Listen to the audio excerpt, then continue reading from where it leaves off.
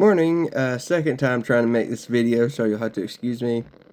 Um, I, I'm trying to tell a story about, I woke up this morning and I had a lot of stomach cramps and I could not get out of bed caused by my Crohn's disease. And stomach cramps, as a lot of you know, can just be some of the worst pain you'll ever feel. And it just, relents and doesn't let go. And so I was stuck there. I was stuck in bed. And I couldn't get out. Every move hurt. And so I grabbed my phone and I just started watching some boxing. And the video I was watching was about fighters who were bullies, basically. Were not being kind to their opponents and treating them with huge amounts of disrespect. And I'm bringing this up because yesterday I watched a video. I read and watched, and I had heard many times of the story of Abraham, the story of Isaac, and the story of Jacob and Esau, and the lineage of Abraham. And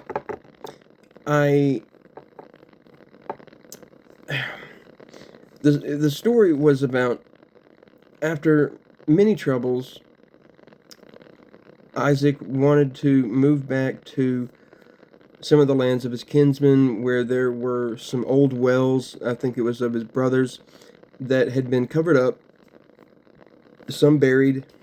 And so you can imagine changing your whole life, going to a completely new area. And he was getting older by then. And for a lot of you who have done physical labor, as I've done, you realize that digging a well, I've dug ditches before, it's not pleasant. And digging a well, you're going straight down, the earth's just getting harder. So, but there were several wells, and Isaac goes, and he brings his family, brings his tents. He was a very humble man, did not have, a great home or anything, and was just trying to settle in a new land. So, he goes to this area, and he ends up, excuse me, he ends up digging up, up an old well. He knew this spot, he knew where this well was, and the local villagers came along and pretty much bullied him. But instead of his reaction being like so many people are today, bullies create bullies. And I know, because I was bullied, and then I became a very angry person, I'll put it that way. And thank the Lord that I'm for my path, because I'm really changing. But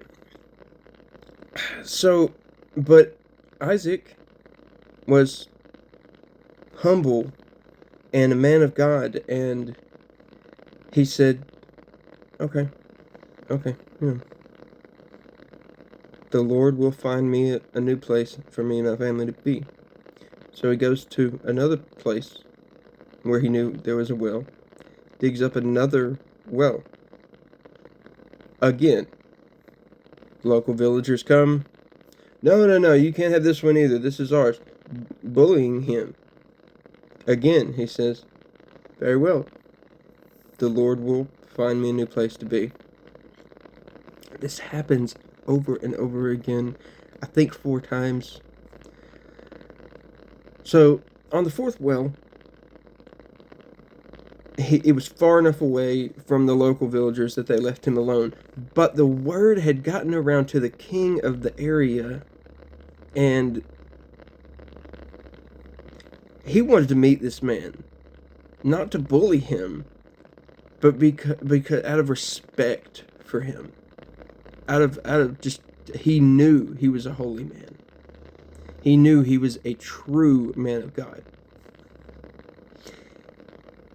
It's so wonderful, and what does God do? He rewards him with land, with plenty, with obviously his sons Jacob and Esau, and there are troubles between Jacob and Esau, which eventually they do forgive each other, and that's a story for another time. But the point is, not only did he bless him as his father was blessed, Abraham, his father, was told by the Almighty himself, I will, and at the time, by the way, the Lord said this to Abraham. Abraham was in his 90s, and God himself told him, yeah, I will give you children. I will give you all your offspring. That's what I'm looking for. Your offspring will be as many as the stars in the sky and the sands in the sea.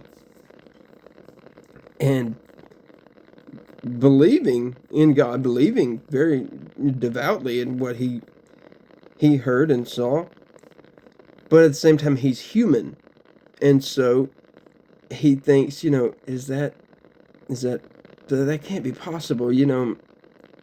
My wife, we've never had a son. They had never had a son. They had never had children. Can you imagine that? You're in your 90s and you never had children. And then one day, what does the Lord do? He blesses him with Isaac. And it was just crazy, how the story begins, like most biblical stories, and the awesome, truly amazing way that the Lord works is amazing. And but he has Isaac, and Isaac has Esau and Jacob, and